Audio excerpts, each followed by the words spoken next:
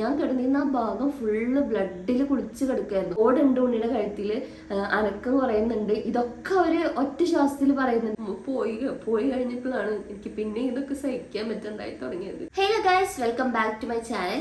അപ്പൊ ഇന്നത്തെ നമ്മുടെ വീഡിയോ എന്ന് പറയുന്നത് എന്റെ first pregnancy and delivery story ആണ് കേട്ടോ. അപ്പൊ ആദ്യം തന്നെ ഇപ്പൊ പ്രഗ്നന്റ് ആയിട്ടുള്ളവരും പിന്നെ എന്റെ വീഡിയോ കാണുന്ന എല്ലാവരോടാണ് ഞാൻ പറയുന്നത്, എല്ലാവരുടെ പ്രഗ്നൻസിയും എല്ലാവരുടെ ഡെലിവറിയും ഡിഫറെന്റ് ആയിരിക്കും. അപ്പോൾ ഒരാളുടെ കോംപ്ലിക്കേറ്റഡ് ആയി അല്ലെങ്കിൽ ഒരാൾക്ക് ഈസി ആയി എന്ന് വിചാരിച്ചിട്ട് നമുക്ക് അതുപോലെ തന്നെ ആവുമെന്ന് വിചാരിച്ചിരിക്കരുത്. എനിക്ക് പറ്റിയ മിസ്റ്റേക്കും അതുണ്ടായിരുന്നു കേട്ടോ. അപ്പൊ എല്ലാവരുടെ കേസും ഡിഫറെന്റ് ആണ്. അപ്പൊ എല്ലാവരും നല്ല ഡെലിവറിക്കും നല്ല ബേബിക്കും ഹെൽത്തി ആയിട്ട് ഇരിക്കാൻ വേണ്ടിയിട്ടും ഒക്കെ പ്രാർത്ഥിക്കുക. അത്രേ നമുക്ക് ചെയ്യാൻ പറ്റുള്ളൂ. അപ്പൊ നമുക്ക് വീഡിയോയിലേക്ക് കിടക്കാം. എൻ്റെ പ്രഗ്നൻസി പീരീഡ് എന്ന് പറയുന്നത് കമ്പാരിറ്റീവ്ലി ഭയങ്കര കോംപ്ലിക്കേറ്റഡ് ആയിട്ടുള്ള ഒരു പ്രഗ്നൻസി ഒന്നും ആയിരുന്നില്ല. തുടക്കത്തിൽ ആദ്യത്തെ ഒരു 3-4.5 മാസം വരെയൊക്കെ ചെറിയ രീതിയിലുള്ള ഛർദി ഉണ്ടായിരുന്നു. പിന്നെ നല്ല അസിഡിറ്റി ഉണ്ടായിരുന്നു. അതാണ് എനിക്ക് കൂടുതൽ ഉണ്ടായിരുന്ന ബുദ്ധിമുട്ട്, അസിഡിറ്റി ആയിരുന്നു.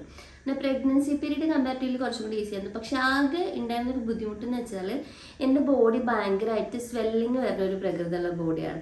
അപ്പോൾ ഇങ്ങനെ 4-5 മാസമൊക്കെ കഴിയുന്നതോടുകൂടി തന്നെ ഞാൻ നല്ല രീതിയിൽ വെയിറ്റ് ഗെയിൻ ചെയ്യാൻ തുടങ്ങി.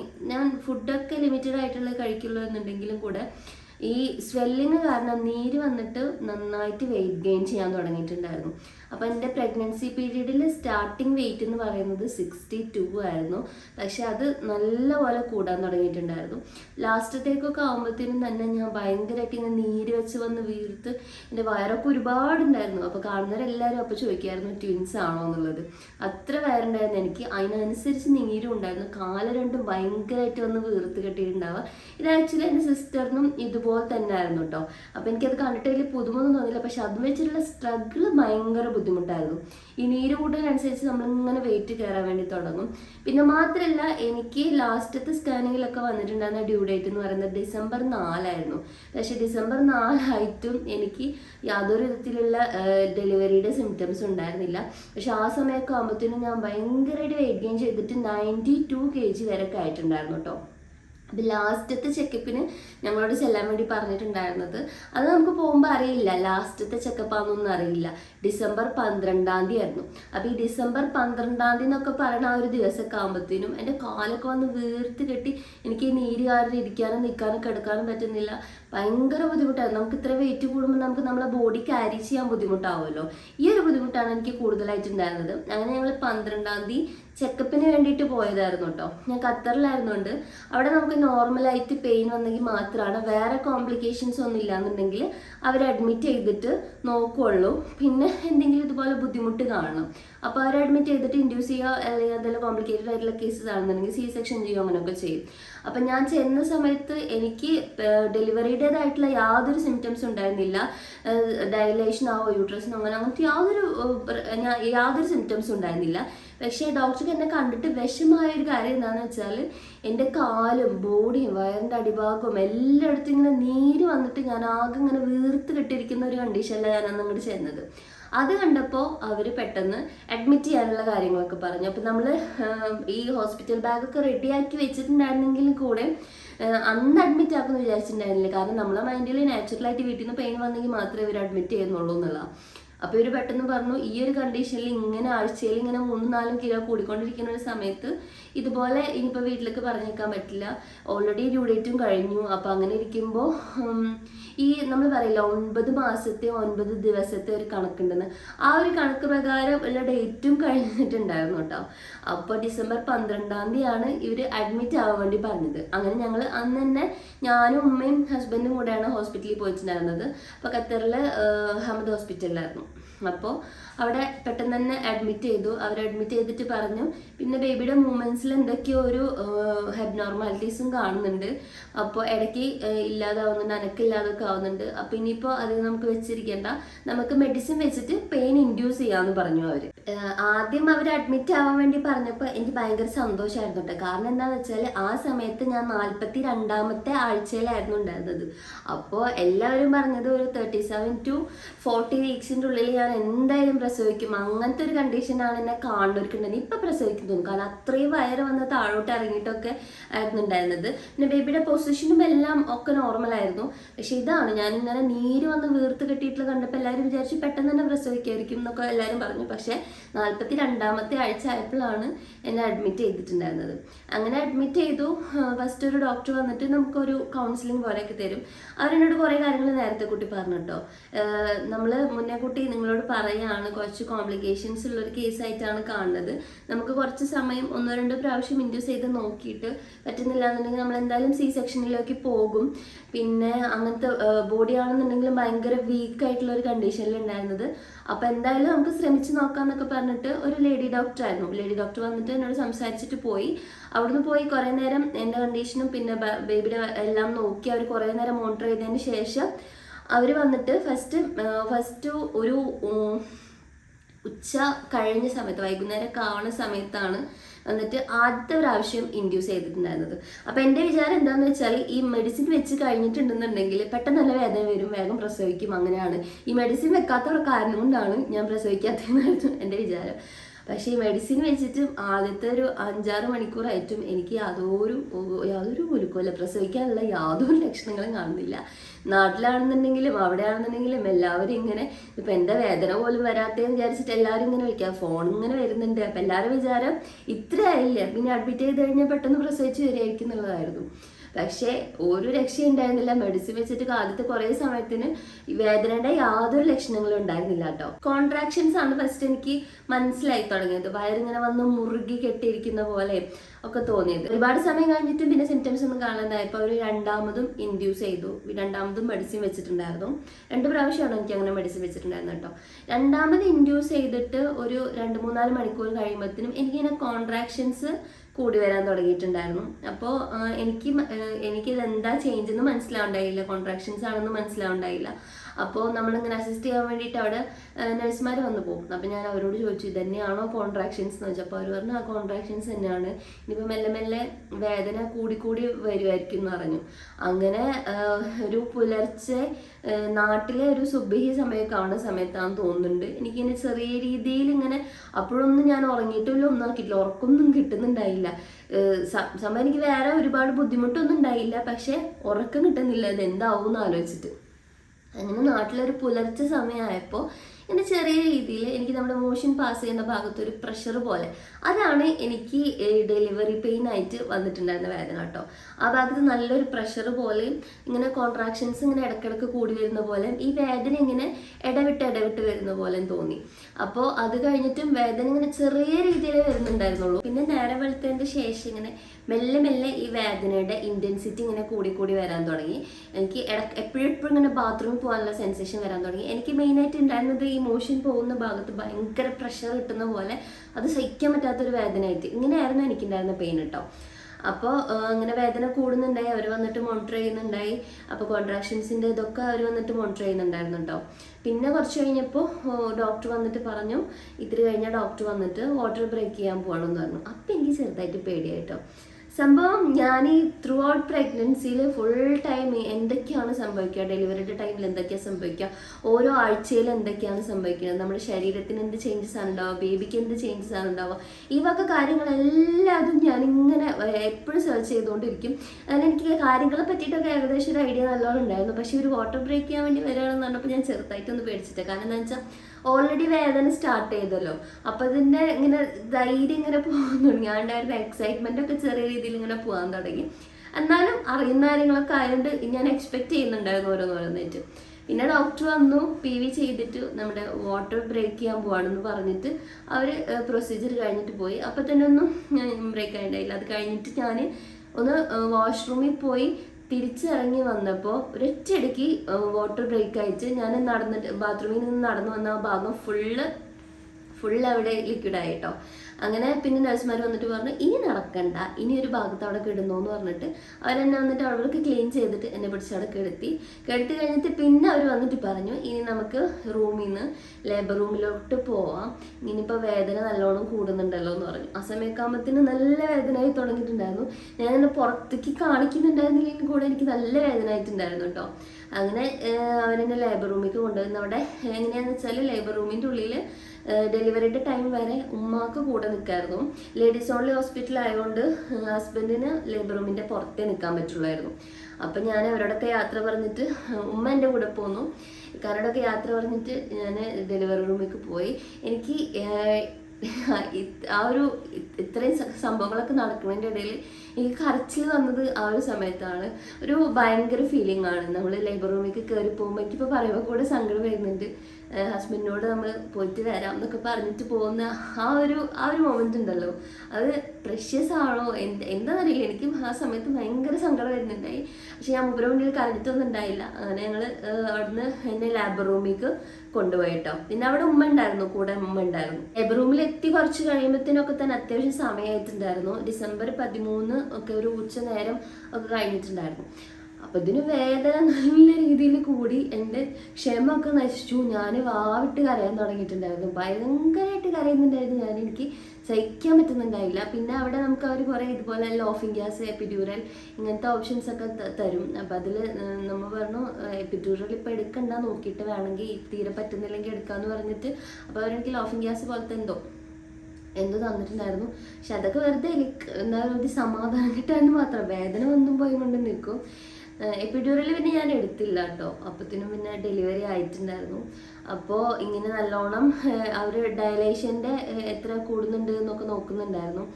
കുറേ കഴിഞ്ഞ ഒരു ഈവനിങ് ടൈമൊക്കെ ആവാനാകുമ്പോഴത്തേനും വേദന നല്ല രീതിയിൽ കൂടി.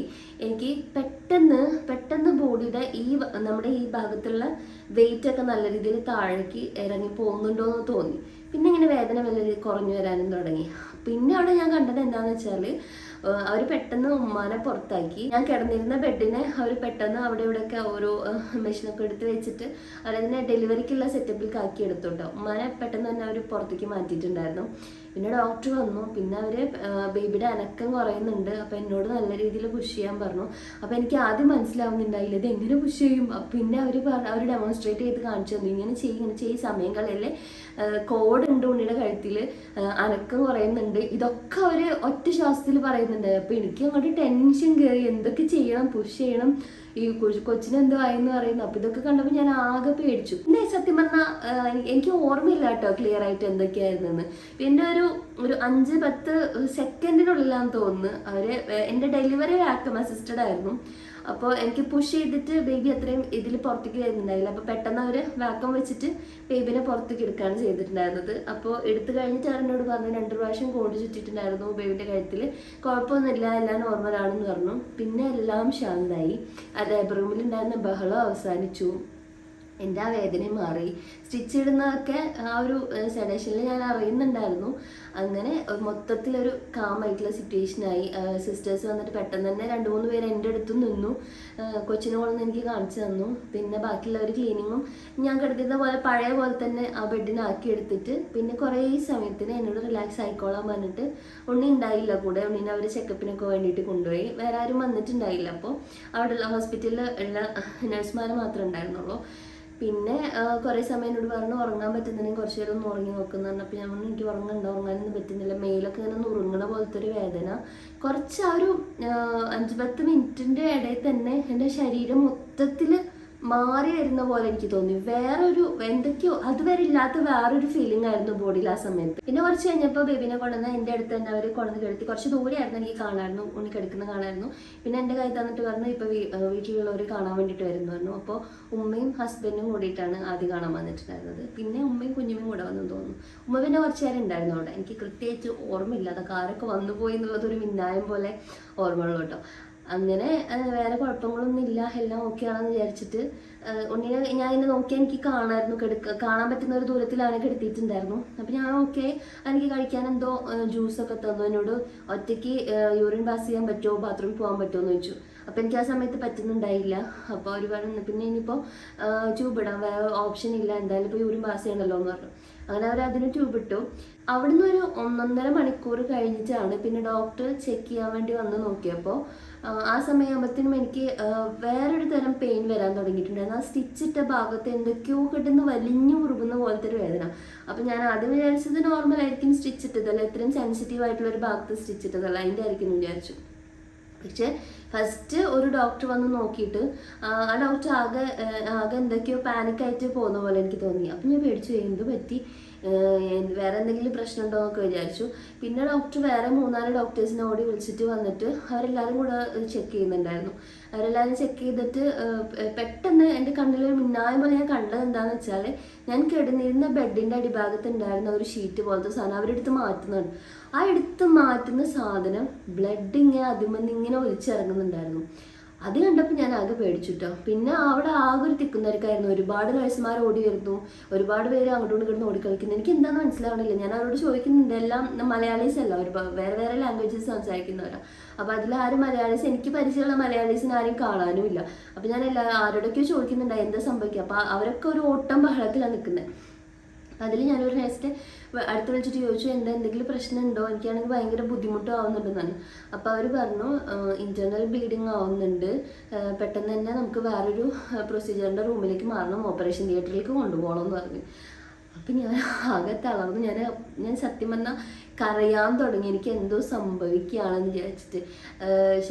ലൈക്ക് എൻ്റെ ബോഡി ഒന്നും ഒരു വെയിറ്റും അറിയാത്ത പോലെ തോന്നി. അവർ പറഞ്ഞു പെട്ടെന്ന് തന്നെ ഓപ്പറേഷൻ തിയേറ്ററിലേക്ക് മാറ്റണം, ഒറ്റയ്ക്ക് കിടക്കാൻ പറ്റില്ലല്ലോ എന്ന് ചോദിച്ചു. അപ്പോൾ ഞാൻ പറഞ്ഞു എനിക്ക് പറ്റില്ല എന്ന് പറഞ്ഞു. അങ്ങനെ അവർ വേറൊരു സ്ട്രെച്ചർ കൊണ്ടുവന്നിട്ട് എന്നെ അതിൽ നിന്ന് എടുത്ത് ഇപ്പുറത്തേക്ക് കിടത്തി. അപ്പോൾ ആ ഒരു കുറച്ച് സമയം കൊണ്ട് കുറച്ച് നേരം മുന്നേ മാറ്റി ആ ഷീറ്റിൽ നിന്ന് ഞാൻ നോക്കുമ്പോൾ ഞാൻ കിടന്നിരുന്ന ആ ഭാഗം ഫുള്ള് ബ്ലഡിൽ കുളിച്ച് കിടക്കുമായിരുന്നു. അവർ പെട്ടെന്ന് തന്നെ മാറ്റി എന്നെ ഓപ്പറേഷൻ തിയേറ്ററിലേക്ക് ഷിഫ്റ്റ് ചെയ്യായിരുന്നു. അങ്ങനെ ഷിഫ്റ്റ് ചെയ്യണേൻ്റെ ഇടയ്ക്ക് ഓപ്പറേഷൻ തിയേറ്ററിൻ്റെ ആ ഒരു വഴി വെച്ചിട്ട് ഒരു ഹസ്ബൻഡിനെ ഒന്ന് കാണിച്ചെന്ന് തോന്നുന്നു. അപ്പോൾ വീട്ടുകാർക്കും എന്താ സംഭവം ഒന്നും മനസ്സിലായിട്ടില്ല. അങ്ങനെ ഒരു പെട്ടെന്ന് തന്നെ ഓപ്പറേഷൻ തിയേറ്ററിൽ കൊണ്ടുപോയി എനിക്ക് നട്ടലിൻ്റെ ഈ ഭാഗത്തൊരു ഇഞ്ചക്ഷൻ അനസ്തേഷ്യ എടുത്തു. അവർ പറഞ്ഞു ധൈര്യം വിടാണ്ട് കിടക്കണം, നമുക്ക് ചെറിയൊരു പ്രൊസീജിയർ ചെയ്യാനുണ്ട് എന്നൊക്കെ പറഞ്ഞപ്പോഴത്തേനും എനിക്ക് കരച്ചിലാണോ, ഞാൻ എന്തൊക്കെയോ ഒരു മൾട്ടിപ്പിൾ ഇമോഷൻസ് ആയിരുന്നു ആ സമയത്ത് വന്നിട്ടുണ്ടായിരുന്നതും. ഒരുപാട് നഴ്സുമാർ ഒരുപാട് ഡോക്ടേഴ്സും ഒരുമിച്ച് നിൽക്കുന്നുണ്ടായി. അപ്പോൾ ഒരു ഡോക്ടറാണ് എനിക്ക് പറഞ്ഞു തന്നത്, ഹെമറ്റോമ എന്ന് പറഞ്ഞിട്ടുള്ളൊരു കണ്ടീഷൻ പോലെയാണ് കാണുന്നത്, പേടിക്കാനൊന്നുമില്ല, ഇത് കോമൺ ആണ്, ഒരുപാട് പേർക്ക് സംഭവിക്കുന്നതാണ്. അപ്പോൾ ഇച്ചിരി വൈകിപ്പോയി. അപ്പോൾ നമ്മൾ പെട്ടെന്ന് ആ ഭാഗത്ത് ബ്ലീഡിങ് ആവുന്ന ഭാഗത്ത് ഒരു പാക്ക് വെച്ചിട്ട് ക്ലോസ് ചെയ്യും. എന്നിട്ട് അത് 24 hours കഴിഞ്ഞ് ആ പാക്ക് നമുക്ക് റിമൂവ് ചെയ്യാൻ വേണം. അപ്പോൾ ഈ പാക്ക് വെക്കുന്ന പ്രൊസീജിയറാണ് ഇപ്പോൾ ചെയ്യാൻ പോകുന്നതെന്ന് പറഞ്ഞു. അപ്പോൾ അനസ്തേഷ്യ എടുത്തുകൊണ്ട് തന്നെ എനിക്ക് അരയ്ക്ക് താഴേക്ക് ഫുള്ള് നമ്പായി പോയി. അപ്പോൾ വേദന ഒന്നും അറിയുന്നുണ്ടായില്ല. ഞാൻ വിചാരിച്ചു ആ സമയത്ത് എനിക്ക് വലുതെന്തോ സംഭവിച്ചുകൊണ്ടിരിക്കുകയാണ്. അപ്പോൾ ഇനി എനിക്ക് വീട്ടുകാരെ കാണാൻ പറ്റില്ല, മോനെ കാണാൻ പറ്റില്ല, എനിക്ക് എന്തോ ഇപ്പോൾ സംഭവിക്കും എന്നൊക്കെ വിചാരിച്ചിട്ട് ഞാൻ മെല്ലെ കണ്ണടച്ച് കിടന്നിട്ട് ചെറുതായിട്ടൊന്ന് മയങ്ങിപ്പോയിട്ടോ. അങ്ങനെ ഈ പ്രൊസീജിയറൊക്കെ കഴിഞ്ഞിട്ട് ഇത്തിരി നേരം കഴിഞ്ഞപ്പോൾ അവരെന്നെ ഞാൻ കിടന്നിരുന്നിടത്തേക്ക് ലാബ് റൂമിലേക്ക് എന്നെ വീണ്ടും കൊണ്ടുപോകാനെന്ന് പറഞ്ഞിട്ട് ഓപ്പറേഷൻ തിയേറ്ററിൽ നിന്ന് മാറ്റായിരുന്നു. അങ്ങനെ ഓപ്പറേഷൻ തിയേറ്ററിൽ നിന്ന് മാറ്റുന്ന സമയത്ത് അവിടെ ഒരു കൊറിഡോർ പോലത്തെ ഒരു സ്ഥലം ഉണ്ടായിരുന്നു. അവിടേക്ക്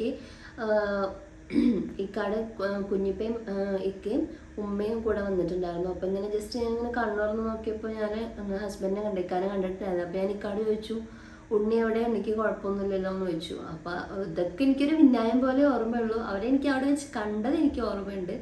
അപ്പോൾ പറഞ്ഞു ഉണ്ണിക്ക് കുഴപ്പമൊന്നുമില്ല, നീ ഓക്കെയാണ്, കുഴപ്പമൊന്നുമില്ല എന്ന് പറഞ്ഞു. അങ്ങനെ പിന്നെ ഞാൻ അങ്ങനെ നല്ലൊരു മയക്കത്തേക്ക് പോവുക ചെയ്തത്. പിന്നെ കുറേ നേരം അവർ ലാബ് റൂമിൽ ഒബ്സർവേഷനിൽ വെച്ചിട്ട് പിന്നെ അന്ന് രാത്രി തന്നെ ഒത്തിരി സമയമായിട്ടുണ്ടായിരുന്നു. അന്ന് രാത്രി തന്നെ റൂമിലേക്ക് ഷിഫ്റ്റ് ചെയ്തിട്ട് ഉണ്ണിനെ അപ്പം തന്നെ റൂമിലേക്ക് കൊണ്ടുവന്നിട്ട് അപ്പത്തിനും ഫാമിലി എല്ലാവരും റൂമിലുണ്ടായിരുന്നു. ഞാനിങ്ങനെ ടോട്ടലി ഒരു നമ്പായി പോയ പോലെയായിരുന്നു. എന്താണെന്ന് വെച്ചാൽ എൻ്റെ ഡെലിവറി കഴിഞ്ഞിട്ട് കിടക്കുന്ന സമയത്ത് എല്ലാം ഓക്കെ ആയി, എനിക്കിനി ഒരു പ്രശ്നമില്ല, മോനും ഓക്കെയാണ്, ഞാനും ഓക്കെയാണ്, ഒരു കുഴപ്പമില്ല എന്ന് വിചാരിച്ചിരുന്നിടത്തുനിന്നാണ് കുറച്ച് സമയം കൊണ്ടാണ് വേറെ എന്തൊക്കെയോ സംഭവിച്ചത്.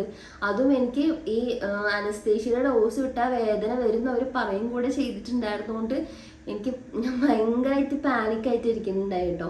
ഇതിൻ്റെ ഇടയിൽ വന്നു പോകുന്ന നഴ്സുമാരോടൊക്കെ ഞാൻ ചോദിക്കുന്നുണ്ടായി എന്താ സംഭവിച്ചത്. എല്ലാവരോടും ഞാൻ സെയിം കാര്യം തന്നെ ചോദിക്കുന്നുണ്ടായി. പിന്നെ കുറേ സമയം കഴിഞ്ഞപ്പോൾ ഈ അനസ്തേഷ്യയുടെ ഡോസ് വിടാൻ തുടങ്ങി. നമുക്ക് ആ സെഡേഷനൊക്കെ മാറിയിട്ട് ബോഡി നോർമൽ ആവാൻ തുടങ്ങിയപ്പോൾ പിന്നെ വന്ന വേദന എന്ന് പറയുന്നത്, എനിക്ക് തോന്നുന്നു എൻ്റെ ഡെലിവറി പെയിൻ ഞാൻ പിന്നെയും സഹിച്ചിട്ടുണ്ടായിരുന്നു. ഈ വേദന എനിക്ക് സഹിക്കാൻ പറ്റുന്നുണ്ടായില്ല. ഞാൻ റൂമിൽ കിടന്ന് അലറി വിളിക്കുകയായിരുന്നു. എനിക്ക് ഒട്ടും സഹിക്കാൻ പറ്റാത്തൊരു വേദന, അതും അത്രയും സെൻസിറ്റീവ് ആയിട്ടുള്ള ഒരു ഭാഗത്തല്ലേ. ഞാൻ ഭയങ്കരമായിട്ട് ശരിക്കും റൂമിൽ കിടന്ന് കരഞ്ഞ് നല്ല വിളിക്കായിരുന്നു. ഞാൻ എൻ്റെ കരച്ചിൽ കേട്ടിട്ട് നഴ്സിംഗ് റൂമിൽ നിന്ന് ഇങ്ങനെ നഴ്സുമാർ മാറി മാറി വാങ്ങിച്ചാൽ കുറേ പേര് നല്ലവരുണ്ടായിരുന്നു, അവർ വന്ന് സമാധാനിപ്പിച്ചിട്ട് പോകും. കുറേ പേർക്ക് എൻ്റെ ഈ കാട്ടിക്കൂട്ടിൽ കാണുമ്പോൾ അവർക്ക് ദേഷ്യം വരുന്നുണ്ടാവും. അപ്പോൾ അവർ വന്ന് ചീത്ത പറഞ്ഞിട്ട് പോകും, ഇതൊക്കെ നോർമലാണ്, ഇതൊക്കെ ഇതിനിങ്ങനെ കിടന്ന് അലറി വിളിക്കാൻ പാടില്ല എന്നൊക്കെ പറഞ്ഞിട്ടും പോകും. ഞാൻ ഇതൊന്നും മൈൻഡ് ചെയ്യുന്നില്ല. എനിക്ക് വേദന വന്നാൽ ഞാൻ അപ്പം കിടന്ന് ഓടിയിടും. അങ്ങനെ ഇത് കഴിഞ്ഞപ്പോൾ കുറച്ച് കഴിഞ്ഞപ്പോൾ അവർ വന്നിട്ട് എനിക്ക് പെയിനുള്ള സപ്പോസിറ്ററും വെച്ചു, പിന്നെ എന്തോ ഗുളിക കഴിക്കാനും തന്നു. അപ്പോൾ കുറച്ച് സമയത്തിനൊരു ആശ്വാസം ഉണ്ടായിരുന്നു. ഈ ഒരു ആശ്വാസം വന്ന സമയമാകുമ്പോഴത്തേനും എനിക്ക് സങ്കടം വരാൻ തുടങ്ങി. കാരണം എന്താണെന്ന് വെച്ചാൽ ഞാൻ പ്രഗ്നൻ്റ് ആയിരിക്കുന്ന സമയത്ത് ഡെലിവറി വരെയുള്ള എല്ലാ കാര്യങ്ങളും എങ്ങനെയൊക്കെ ആയിരിക്കും എന്നുള്ള കറക്റ്റ് ഐഡിയ എനിക്കുണ്ടായിരുന്നു. ഞാൻ പഠിച്ചു വെച്ചിട്ടുണ്ടായിരുന്നു. ഇന്നതൊക്കെയാണ്. ഒരുപാട് പേര് ഡെലിവറി സ്റ്റോറീസ് കാണുന്നു കേൾക്കുന്നു. പക്ഷേ ഇങ്ങനൊരു സംഭവം ഞാൻ എക്സ്പെക്റ്റ് ചെയ്തിട്ടും ഉണ്ടായില്ല. ഒരിക്കലും സംഭവിക്കുന്ന ഞാൻ വിചാരിച്ചിട്ടേ ഉണ്ടായിരുന്നില്ല. എനിക്ക് സഹിക്കാൻ പറ്റുന്നുണ്ടായില്ല. ഒരു കുഴപ്പമില്ലാണ്ട് കിടന്നിട്ട് പിന്നെ പെട്ടെന്ന് ഇങ്ങനെയൊക്കെ സംഭവിച്ചെന്നായപ്പോൾ എനിക്ക് അതാണ് കൂടുതൽ സഹിക്കാൻ പറ്റാണ്ടിരുന്നത്. പിന്നെ അവർ കുറേ കഴിഞ്ഞപ്പോൾ വന്നിട്ട് വന്നു, ഇനി മോനെ ഫീഡ് ചെയ്യണം എന്നൊക്കെ പറഞ്ഞിട്ട് വന്നു. അതിൻ്റെ ഇടയ്ക്കിടയ്ക്ക് അവർ തന്നെ വന്നിട്ട് ഫീഡ് ചെയ്യാൻ ശ്രമിക്കുന്നുണ്ടായിരുന്നു.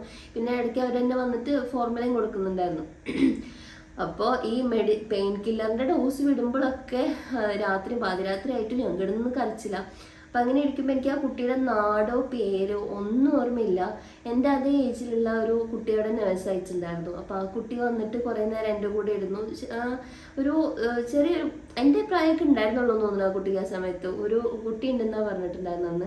അപ്പം എനിക്കിപ്പോഴും അതിൻ്റെ മുഖം നല്ലപോലെ ഓർമ്മയുണ്ട്. നമ്മളിങ്ങനെ കിടന്ന് ബുദ്ധിമുട്ടി കരഞ്ഞ് എൻ്റെ ഉമ്മക്ക് ആകെ പേടിച്ചിരിക്കുന്ന സമയത്ത് ഇത് വന്നിട്ട് എന്നെ കുറേ സമാധാനിപ്പിച്ചു. എന്നൊക്കെ ഇങ്ങനെ തലയിലൊക്കെ തടവിട്ട് പറഞ്ഞു, പേടിക്കേണ്ട, കുഴപ്പമില്ല, ഇത്തിരി കഴിഞ്ഞത് ശരിയാവും, മാറിക്കോളും എന്നൊക്കെ പറഞ്ഞിട്ട്. അപ്പോൾ ഞാനിങ്ങനെ ഇത് വന്ന് സമാധാനിപ്പിക്കുന്നതിനനുസരിച്ചിട്ട് ഞാൻ കിടന്ന് കരയായിരുന്നു. അപ്പോൾ പറഞ്ഞ മോളൊന്ന് എനിക്കെന്നാൽ നമുക്കൊന്ന് പോയി മേലൊക്കെ കഴുകി നോക്കാം, ചെറിയ ചൂടുവെള്ളത്തിലൊന്ന് മേല് കഴുകി നോക്കാമെന്ന് പറഞ്ഞു. അങ്ങനെ അത് പറയുന്ന കേട്ട ധൈര്യത്തിൽ ഞാൻ മെല്ലേനെ എണീച്ച് നോക്കി മെല്ലെ അത് തന്നെ എന്നെ ബാത്റൂമിൽ കൊണ്ടുപോയി. ഈ ആ സമയത്ത് ഇട്ടിരുന്ന ഗൗണും കാര്യങ്ങളൊക്കെ മാറ്റി, ബ്ലീഡ് ചെയ്തിരുന്ന കാര്യങ്ങളൊക്കെ അത് യൂണിഫോമിലായിരുന്നു. അത് തന്നെ മാറ്റി എല്ലാം ചേഞ്ച് ആക്കി തന്നു. എന്നോട് ബാത്റൂമിൽ പോകണമെന്ന് ചോദിച്ചു. അപ്പം ഞാൻ ബാത്റൂമിൽ പോകണമെന്ന് പറഞ്ഞിട്ട് ഞാൻ ഇരുന്ന സമയത്ത് എനിക്ക് ഭയങ്കരമായിട്ട് വേദന വരാൻ തുടങ്ങി. പിന്നെ ഞാൻ ക്ലോസറ്റിൽ ഇരുന്ന് മാത്രമേ ഓർമ്മയുള്ളൂ, ബാക്കി എനിക്ക് അവിടുന്ന് പിന്നെ അനങ്ങാൻ പറ്റണില്ല. അപ്പോൾ ഈ കുട്ടി എന്നെ വന്നിട്ട് എന്നെ വാഷ് ചെയ്യാനും ഇതിനൊക്കെ ഹെൽപ്പ് ചെയ്ത് അത് തന്നെ എന്നെ തോളിൽ ഇങ്ങനെ ചാച്ച്, അതിൻ്റെ യൂണിഫോം ഒക്കെ നനയുന്നുണ്ടായിരുന്നു, അതെന്നെ തോളിൽ ചാച്ച് കൊണ്ടുപോയി ചെറിയ ചൂടുവെള്ളത്തിലാക്കി എന്നെ നല്ലോണം മെയിലേക്കിച്ച് ടവലൊക്കെ എടുത്ത് ഗൗണൊക്കെ ഇടിച്ചിട്ട് അത് തന്നെ കൊണ്ടുവന്ന് കിടത്തി പോയപ്പോൾ ആ ഒരു സമയത്ത് എനിക്ക് നല്ല സമാധാനം ഉണ്ടായിരുന്നു കേട്ടോ. ഒരാൾ വന്നിട്ട് ഇന്ന് നമ്മളെ പാമ്പർ ചെയ്ത് പോവല്ലേ, അതും അതിനറിയാലോ ഇതിൻ്റെ രീതികളൊക്കെ എങ്ങനെയാണെന്ന് അതിനറിയുന്നതുകൊണ്ട് ഉള്ളൊരു ധൈര്യം. അപ്പോൾ ഉമ്മാക്കും കുറച്ച് സമാധാനമായി, ഒന്ന് ഓക്കെ ആയി എന്ന് കണ്ടപ്പോൾ സമാധാനമായി. പക്ഷേ ഈ ഒന്നിടവിട്ട ഡ്യൂറേഷനിലൊക്കെ ഇങ്ങനെ മെഡിസിൻ്റെ ഡോസ് വിടുന്നതിനനുസരിച്ചിട്ട് വേദന വരുന്നുണ്ടായിരുന്നു. പക്ഷേ ഏറ്റവും ക്രൂഷ്യലായിട്ടുള്ള സമയത്തൊന്നും ആയിരുന്നില്ല. അവർ ആ വെച്ചു എന്ന് പറഞ്ഞ പാക്ക് ഉള്ളിൽ നിന്ന് എടുത്ത് മാറ്റണം.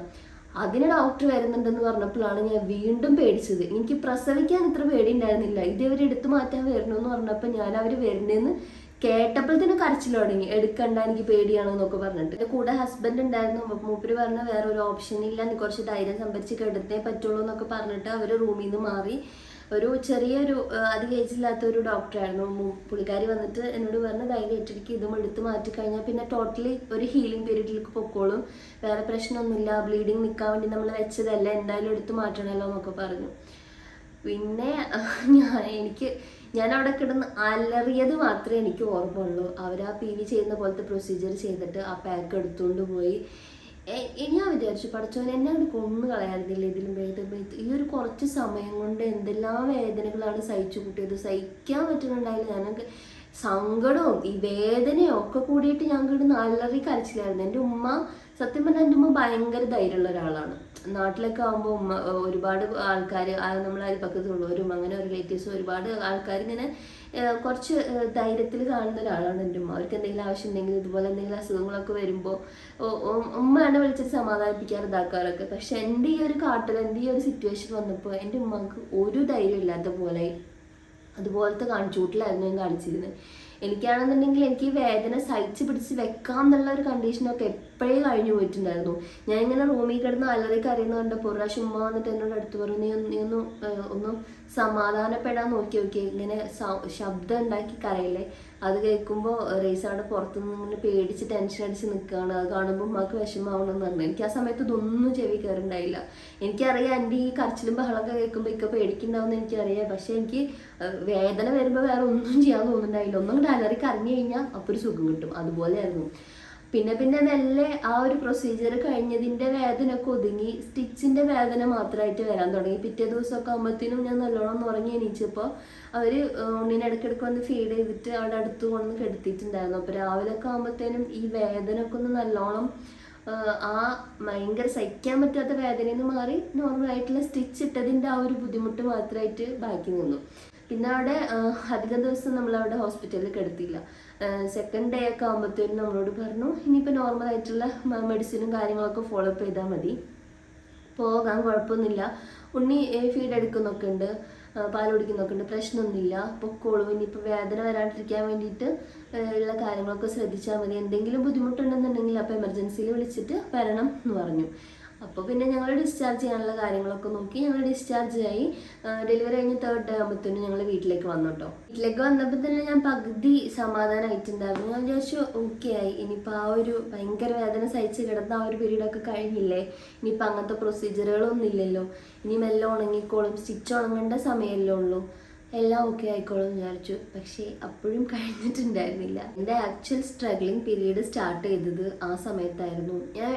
ഞാൻ വീണ്ടും പറയാണ്, എങ്ങനെയായിരിക്കും പ്രഗ്നൻസി പീരീഡ്, ഡെലിവറി എങ്ങനെയായിരിക്കും എന്നൊക്കെ ഞാൻ ഒരുപാട് റിസർച്ച് ചെയ്ത് പഠിച്ചു വെച്ചു. പക്ഷെ ഒരിക്കലും എൻ്റെ പോസ്റ്റ്മോർട്ടം പീരീഡ് ഇങ്ങനെ ഒരു കോംപ്ലിക്കേറ്റഡ് സ്റ്റേജിലേക്ക് പോകുമെന്ന് ഞാൻ സ്വപ്നത്തിൽ പോലും വിചാരിച്ചിട്ടുണ്ടായിരുന്നില്ല. ഹോസ്പിറ്റലിൽ നിന്ന് വരുന്ന സമയത്ത് അവർ പെയിൻ കില്ലറും കാര്യങ്ങളൊക്കെ ചെയ്തിട്ടുണ്ടായിരുന്നു. വീട്ടിലേക്ക് വന്നപ്പോൾ അവർ മരുന്നൊക്കെ തന്നിട്ടുണ്ടായിരുന്നു. പക്ഷേ വീട്ടിൽ വന്ന് 1-2 ദിവസം കഴിയുമ്പോഴത്തേനും എനിക്ക് സ്റ്റിച്ച് ഇട്ട ഭാഗം മുൻപേ ഉണ്ടായിരുന്ന ആ സഹിക്കാൻ പറ്റാത്ത വേദന വീണ്ടും വരാൻ തുടങ്ങി. ഹോസ്പിറ്റലിൽ കിടന്നിട്ട് ഞാൻ എങ്ങനെ കരഞ്ഞിരുന്നു അതിനേക്കാൾ ഉറക്കം ഞാൻ വീട്ടിൽ കിടന്ന് കരയാൻ തുടങ്ങി. എനിക്ക് ഭയങ്കര വേദന എടുത്തിട്ട് ഒന്നും ചെയ്യാൻ പറ്റുന്നില്ല, കിടപ്പ് ശരിയാവുന്നില്ല, ഇരിപ്പ് ശരിയാവുന്നില്ല, ഉണ്ണിനെ ഫീഡ് ചെയ്യാൻ പറ്റുന്നില്ല, സഹിക്കാൻ പറ്റാത്ത വേദന. അങ്ങനെ ഈ ഒരു 1 വീക്ക് എങ്ങനെയെങ്കിലുമൊക്കെ നോക്കി, 1 വീക്ക് ഉണ്ടായിരിക്കും എന്ന് വിചാരിച്ചിട്ട് 1 വീക്ക് നോക്കി. പക്ഷേ 1 വീക്കായിട്ടും ഇതിനൊരു ശമനം കാണുന്നില്ല. സ്റ്റിച്ച് പഴുത്ത് വരുന്നുണ്ടോയെന്നും നമുക്കൊരു സംശയവും തോന്നി തുടങ്ങി. അപ്പം നമ്മൾ നോർമലായിട്ട് ചെയ്യേണ്ട പോസ്റ്റ്മോർട്ടം ട്രീറ്റ്മെൻറ്റ്സ് ഒന്നും നമ്മൾ സ്റ്റാർട്ട് ചെയ്തിട്ടും ഉണ്ടായിരുന്നില്ല. എല്ലാ മെഡിസിനും നാട്ടിൽ നിന്ന് കൊണ്ടുവന്നിട്ടുണ്ടായിരുന്നത്, പക്ഷെ ഒന്നും സ്റ്റാർട്ട് ചെയ്തിട്ടുണ്ടായില്ല. വേദന ഇങ്ങനെ ഇടയ്ക്കിടയ്ക്ക് കൂടി വരികയാണെന്ന് കണ്ടപ്പോൾ 1 വീക്കൊക്കെ കഴിയുമ്പോഴത്തേനും നമ്മൾ എമർജൻസിയിൽ പോയി ഹോസ്പിറ്റലിൽ പോയി കാണിച്ചപ്പോൾ അവർ പറഞ്ഞു സ്റ്റിച്ച് ഫുള്ളായിട്ട് ഇൻഫെക്ഷൻ ആയിട്ടുണ്ട്. അതും നമ്മുടെ വജൈനൽ ഏരിയ തൊട്ടിട്ട് നമ്മുടെ മോഷൻ പാസ് ചെയ്യുന്ന ഏരിയ വരെ ഡീപ്പായിട്ട് കിടക്കുന്ന സ്റ്റിച്ചാണ്. അത് ഫുള്ള് ഇൻഫെക്ഷൻ ആയിരിക്കുകയാണ്. ആൻറ്റിബയോട്ടിക്സ് സ്റ്റാർട്ട് ചെയ്യണം, വേറെ മെഡിസിൻസ് സ്റ്റാർട്ട് ചെയ്യണം. അപ്പോൾ ഉണ്ണിനെ ഫീഡ് ചെയ്യുന്ന കാര്യങ്ങളിലൊക്കെ റെസ്ട്രിക്ഷൻ തന്നു അവർ. മരുന്ന് കഴിച്ചുകൊണ്ടിരിക്കുമ്പോൾ ആ ഒരു കുറച്ച് സമയത്തേക്ക് അവനെ ഫീഡ് ചെയ്യരുത്, അങ്ങനെ ഒരുപാട് കാര്യങ്ങൾ പറഞ്ഞു. പക്ഷെ അപ്പോഴും ഞാൻ എന്താ വിചാരിച്ചേ, ഹോസ്പിറ്റലിൽ എത്തിയല്ലോ, മരുന്ന് കഴിച്ചു തുടങ്ങി, ഇനിയിപ്പോൾ ഇത് ഉണങ്ങിക്കോളും എന്ന് വിചാരിച്ചു. പക്ഷേ ആദ്യത്തെ വീക്ക് മരുന്ന് കഴിച്ചു, ഒരു രക്ഷയില്ല. വീണ്ടും ഹോസ്പിറ്റലിൽ പോയി അവർ പറഞ്ഞു സ്റ്റിച്ച് വീണ്ടും പഴുത്തിരിക്കുകയാണ്, ഉണങ്ങുന്നില്ല എന്ന് പറഞ്ഞു. വീണ്ടും ഒരാഴ്ച കഴിയുമ്പോഴത്തേനും ഇതെൻ്റെ അവസ്ഥ. അങ്ങനെ ആൻറ്റിബയോട്ടിക്സിനോടൊന്നും ഇത് പ്രതികരിക്കാത്ത പോലത്തെ ഒരവസ്ഥ. പകുതി ഉണങ്ങും, പകുതി ഉണങ്ങിയിട്ടില്ല. ഇങ്ങനെ എനിക്ക് എപ്പോഴും വേദന തന്നെ. എല്ലാവരും പറയുന്നത് കുറേ പേർക്ക് ഒരു 40-60 ഡേയ്സൊക്കെ നല്ല കോംപ്ലിക്കേറ്റഡ് ആയിട്ടുള്ള ഡെലിവറി കഴിഞ്ഞവർക്ക് ഉണ്ടായിരിക്കും. അപ്പോൾ ഞങ്ങൾ വിചാരിച്ചു എന്നാൽ പിന്നെ ആ ഒരു പീരീഡ് കഴിഞ്ഞാൽ മാറുമല്ലോ എന്ന് വിചാരിച്ചിട്ട് പിന്നെ കുറേയൊക്കെ ഇങ്ങനെ കണ്ടില്ല എന്ന് വെക്കാൻ തുടങ്ങി. സഹിക്കാണ്ടാകുമ്പോൾ ഞാൻ കിടന്ന് കരയും. ഈ വേദനയോട് ഞാൻ അങ്ങോട്ട് യൂസ്ഡായിട്ട് വരാൻ തുടങ്ങി. മൈൻഡ് ഫുൾ ഇങ്ങനെ എന്താ പറയുക, നമ്മൾ ഈ പോസ്റ്റ്മോർട്ടം ഡിപ്രഷൻ്റെ ഒരു വൃത്തികെട്ട സ്റ്റേജ് എന്ന് പറയുന്നതാണ് നമ്മൾ ഒന്നിനോട് പ്രതികരിക്കാണ്ടാവുന്ന ഒരു സിറ്റുവേഷൻ. ആ ഒരു സിറ്റുവേഷനിലേക്കൊക്കെ എൻ്റെ മൈൻഡ് എത്തിയിട്ടുണ്ടായിരുന്നു. ഉമ്മാട് പല കാര്യങ്ങൾക്കും ദേഷ്യം പിടിക്കുക, ഇക്കാനോട് ദേഷ്യം പിടിക്കുക, ചില സമയത്ത് മോനെ ഫീഡ് ചെയ്യാൻ ഇഷ്ടമില്ല, ഭയങ്കര ദേഷ്യം വരാം, ഒന്നും സഹിക്കാൻ പറ്റുന്നില്ല. ഈ വേദന എൻ്റെ ബോഡിയുടെ ഒരു ഭാഗമായി പോയ പോലെ ആയിരുന്നു എൻ്റെ ഒരു ഫീലിംഗ് ആ സമയത്ത്. അങ്ങനെ ഒരിക്കൽ ഹോസ്പിറ്റലിൽ പോയപ്പോൾ ഡോക്ടർ പറഞ്ഞു ഇനിയിപ്പോൾ ഈ സ്റ്റിച്ചിനെ ത്രെഡ് വെച്ചിരുന്നിട്ട് കാര്യമില്ല, നമുക്ക് സ്റ്റിച്ച് എടുത്ത് കളയാമെന്ന് പറഞ്ഞിട്ട് ഡോക്ടർ ആ സ്റ്റിച്ചൊക്കെ കട്ട് ചെയ്ത് കളഞ്ഞു. എനിക്ക് ആ സമയത്ത് ഒരു വേദന ഉണ്ടായില്ല. ഞാൻ എല്ലാ വേദനകളും സഹിച്ച് വേദനകളോട് യൂസ്ഡായ പോലെ ആയിരുന്നു. അങ്ങനെ ഇതെടുത്തു കഴിഞ്ഞാൽ ഒരു ആശ്വാസം കിട്ടുമെന്ന് വിചാരിച്ചു. പക്ഷെ അതിലും ഞാൻ ഓക്കെ ആയില്ല കേട്ടോ. പിന്നെ ഉമ്മാക്ക് നാട്ടിലേക്ക് പോകേണ്ട സമയമായി. പിന്നെ ഉമ്മാക്ക് പോകാണ്ട് വേറെ ഓപ്ഷൻ ഇല്ലായിരുന്നു. അങ്ങനെ ഉമ്മ നാട്ടിലേക്ക് പോയി കഴിഞ്ഞപ്പോഴാണ് ഞാൻ ശരിക്കും ഒറ്റപ്പെട്ടു പോയത്. എനിക്ക് ഇപ്പോഴും ഓർമ്മയുണ്ട്, ഉമ്മാനെ നാട്ടിലേക്ക് യാത്രയാക്കാൻ വേണ്ടിയിട്ട് എയർപോർട്ടിൽ പോയി ഞാൻ സ്റ്റിച്ച് ഉണങ്ങിയിട്ടില്ല, എനിക്ക് വേദന മാറുന്നില്ല. ആ ഒരു സിറ്റുവേഷനിൽ എൻ്റെ ഉമ്മാക്ക് എൻ്റെ അടുത്തുനിന്ന് പോകേണ്ടി വരികയാണ്. ഉമ്മയുടെ മനസ്സിലും അത് തന്നെയായിരുന്നു. ഈ പൈതലിനെ ഇട്ടിട്ട് ചൊവ്വിനെ എണീച്ച് നടക്കാൻ പറ്റാത്ത എന്നെ അവിടെ ആക്കി പോരേണ്ടി വന്നു. എനിക്കാണെങ്കിൽ ട്രാവൽ ചെയ്യാനും പറ്റാത്ത കണ്ടീഷൻ ആയതുകൊണ്ട് എനിക്ക് നാട്ടിലേക്ക് പോകാൻ പറ്റില്ല. എനിക്ക് ഒറ്റക്കേ ഉള്ളൂ. ഉമ്മക്ക് അവിടെ മോർണിംഗ് ബാസ് ഒക്കെ എടുത്തു കൊടുത്തിട്ട് ഞാൻ ഉമ്മ പെട്ടിയും പിടിച്ചിട്ട് നടന്ന് പോകുന്ന ആ വഴിയിൽ ഞാൻ ഉമ്മൻ്റെ കണ്ണിൻ്റെ മുന്നിൽ നിന്ന് മാറണ വരെ ഞാൻ നോക്കി നിന്നിട്ടുണ്ടായിരുന്നു. എനിക്ക് തോന്നുന്നു ഉമ്മ ഉണ്ടായിരുന്നപ്പോൾ ഞാൻ ശരിക്കും പകുതി വേദന അറിഞ്ഞിട്ടുണ്ടായില്ല. ഉമ്മ പോയി കഴിഞ്ഞപ്പോഴാണ് എനിക്ക് പിന്നെ ഇതൊക്കെ സഹിക്കാൻ പറ്റുണ്ടായി തുടങ്ങിയത്. ഉമ്മ പോയിട്ട് പിന്നെ ഞാൻ കുറേ നാൾ മോനെ കൊണ്ട് നല്ല രീതിയിൽ ബുദ്ധിമുട്ടി. പിന്നെ ആ സമയത്ത് ഞങ്ങൾ ഇക്കാടെ ഒരു ഫ്രണ്ടിൻ്റെ ഫാമിലി എല്ലാവരും കൂടെ ഉള്ള ഒരു വില്ലയിലാണ് താമസിച്ചുകൊണ്ടിരുന്നത്. അപ്പം ഉമ്മ പോയി എന്നുള്ളൊരു കുറവ് എനിക്ക് അറിയാണ്ടിരിക്കാൻ വേണ്ടിയിട്ട് അവരും ഒരുപാട് ഹെൽപ്പ് ചെയ്തിട്ടുണ്ടായിരുന്നു. കുറേ നാൾ അവരെനിക്ക് കുറേ എല്ലാ നേരത്തുള്ള ഭക്ഷണം ഉണ്ടാക്കി കൊണ്ടുവരും, ഇടയ്ക്കിടയ്ക്ക് വന്ന് നോക്കി പോവും. അവരാണ് പിന്നെ വന്നിട്ട് എന്തെങ്കിലും ബുദ്ധിമുട്ടുകളുണ്ടെന്നുണ്ടെങ്കിൽ വന്നിട്ട് എൻ്റെ കൂടെ കുറേ നേരം ഇരിക്കും. പിന്നെ ഖത്തറിൽ ഇക്കാടെ ഫാമിലി ഉണ്ടായിരുന്നു, കുഞ്ഞുമ്മ അവരൊക്കെ ഉണ്ടായിരുന്നു. എല്ലാവർക്കും ഈ ബുദ്ധിമുട്ടുകൾ അറിയുന്ന കാരണം എല്ലാവരും എന്നെ നല്ല രീതിയിൽ ശ്രദ്ധിക്കാൻ ശ്രമിക്കുന്നുണ്ടായിരുന്നു.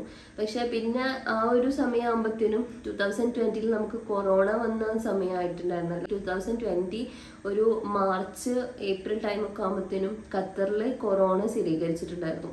അപ്പോൾ ആ സമയത്ത് അവിടെ നിൽക്കുന്ന സേഫ് അല്ല, ഞാൻ ഒറ്റക്കായി, മോനും ഞാനും കൂടെ ഒറ്റക്കല്ലേ പകുതി സമയവും മിക്ക ഡ്യൂട്ടിക്കും പോകുമെന്ന് വിചാരിച്ചിട്ട് ഞങ്ങൾ നാട്ടിലേക്ക് പോകാമെന്ന് വിചാരിച്ചു. അപ്പോഴും എനിക്ക് ട്രാവൽ ചെയ്യാനുള്ള കണ്ടീഷൻ ആയിട്ടുണ്ടായില്ല. പക്ഷേ കൊറോണ ഉണ്ണിക്ക് വന്നാലോ എന്നുള്ള പേടി കൊണ്ട് ഞങ്ങൾ പെട്ടെന്ന് തന്നെ നാട്ടിലേക്ക് പോരാനുണ്ടായത്. ഞങ്ങളെ നാട്ടിലാക്കി തരാൻ വേണ്ടിയിട്ട് ഇക്ക വന്നിട്ടുണ്ടായിരുന്നു. നാട്ടിലേക്ക് പോന്ന് ഞങ്ങൾ എത്തി 2-3 ദിവസം കഴിയുമ്പോഴത്തേനും ട്രാവൽ ബാൻ വരാണ് ഉണ്ടായത്, കുറേ നാളത്തേക്ക്. അപ്പോൾ എനിക്കിപ്പോൾ തോന്നുന്നു പടച്ചോൻ എനിക്ക് ചെയ്തെന്നൊരു അനുഗ്രഹമായിരിക്കും. ആ സമയത്ത് ഇക്കാക്ക് എൻ്റെ ആ ഒരു മോശം സമയത്തും എൻ്റെ കൂടെ തന്നെ നിൽക്കാൻ വേണ്ടിയിട്ട് ഉണ്ടായ പോലെയാണ്.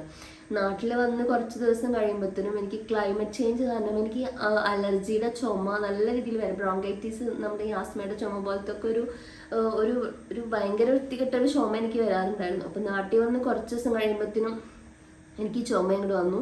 ഈ ചുമ കൂടി തുടങ്ങിയിട്ട് വീണ്ടും സ്റ്റിച്ച് നല്ല രീതിയിൽ ബുദ്ധിമുട്ടായി. പിന്നെ നാട്ടിൽ ഈ പറഞ്ഞ പോലെ കൊറോണയുടെ സമയമായതുകൊണ്ട് ഗൾഫിൽ നിന്ന് വന്നവർക്ക് ഭയങ്കര റെസ്ട്രിക്ഷൻസ് ആയിരുന്നു. ഹോസ്പിറ്റലിൽ പോയാലൊന്നും അവർ നമ്മൾ എടുക്കില്ല. അങ്ങനെ കുറേ ഹോസ്പിറ്റൽസ് കയറി ഇറങ്ങി, എല്ലാവരും ട്രീറ്റ്മെൻറ്റ് തരാതെ മടക്കി വിട്ടു. ഒരുപാട് ഹോസ്പിറ്റൽസ് കയറി ഇറങ്ങി. പിന്നെ മെല്ലെ മെല്ലെ മെല്ലെ അതിങ്ങനെ ഹീലായി വന്നു. മോനൊരു 5-6 മാസം ഒക്കെ കഴിഞ്ഞിട്ട് ഒരു 7-8 മാസമൊക്കെ ആകുമ്പോഴാണെന്ന് തോന്നുന്നു എനിക്ക് ആ ഭാഗം ഫുള്ളി ഹീലായ പോലെ തോന്നിയിട്ടുണ്ടായിരുന്നത്. അങ്ങനെ ഒരു കുഴപ്പമില്ലാണ്ട് പ്രസവിച്ചെന്ന് വിചാരിച്ചിട്ടാണ് ഇത്രയും പ്രശ്നങ്ങളൊക്കെ പിന്നാലെ വന്നിട്ടുണ്ടായിരുന്നത്. അപ്പം ഇത്രയാണ് എൻ്റെ first pregnancy and delivery story. പിന്നെ ഇപ്പോൾ പ്രഗ്നൻ്റ് ആയിട്ടിരിക്കുന്നവരെല്ലാവരും ഉണ്ടെന്നുണ്ടെങ്കിൽ എൻ്റെ ഈ സ്റ്റോറി കേട്ടിട്ട് നിങ്ങൾ പേടിക്കൊന്നും വേണ്ട. എല്ലാം നമുക്ക് എന്ത് സംഭവം, നമ്മൾ ഈ വിധിയിൽ വിശ്വസിക്കുന്നതൊക്കെ പറയില്ല. ഞാനിപ്പോൾ അതിൽ നല്ല രീതിയിൽ വിശ്വസിക്കുന്ന ഒരാളാണ്. അപ്പോൾ ഫസ്റ്റ് ഡെലിവറി ഇങ്ങനെ ആയതുകൊണ്ട് സെക്കൻഡ് ഡെലിവറി അങ്ങനെ ആവോ എന്നുള്ള പേടിയൊന്നും എനിക്കില്ല കേട്ടോ. ഞാൻ പറഞ്ഞ പോലെ തന്നെ ഞാൻ വിധിയിൽ നല്ല രീതിയിൽ വിശ്വസിക്കുന്ന ഒരാളാണ്. എനിക്ക് എന്താണോ ആ സമയത്ത് അനുഭവിക്കാൻ വിധിച്ചിട്ടുള്ളത് അത് ഞാൻ എന്തായാലും അനുഭവിക്കും. അത് നല്ലതാണെങ്കിലും ചീത്താണെങ്കിലും ഞാൻ ഓൾറെഡി പ്രിപ്പയർഡ് ആണ്. അപ്പോൾ എല്ലാവരും എനിക്കും എൻ്റെ പ്രഗ്നൻസി പീരീഡും ഡെലിവറി ഒക്കെ നന്നാവാൻ വേണ്ടിയിട്ട് പ്രാർത്ഥിക്കണം. അപ്പോൾ കൂടുതൽ വീഡിയോസ് ആയിട്ട് നമുക്ക് വീണ്ടും കാണാം. See U.